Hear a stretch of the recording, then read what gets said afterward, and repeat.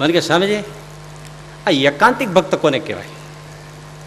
મેં કીધું જુઓ, માછલું છે ને એકાંતિક કહેવાય, એને જળમાંથી કાઢી લો મરી જાય. નાવ કે કાગળની ગતિ ભાઈ ન્યારી. હવે કાગડો પેલા નાવના શઢ ઉપર બેસી ગયો, નાવ પછી દરિયામાં આગળ જતું રહ્યું, પછી કાગડાને ઉડીને જવું જાય ક્યાં? ઉડી ઉડીને એને થાંભલો જ છે. એમ જેની સર્વ ઇન્દ્રિયોને જીવ મન પ્રાણ બધું એક ભગવાનમાં જ અંત પામે છે, એનું નામ એકાંતિક છે.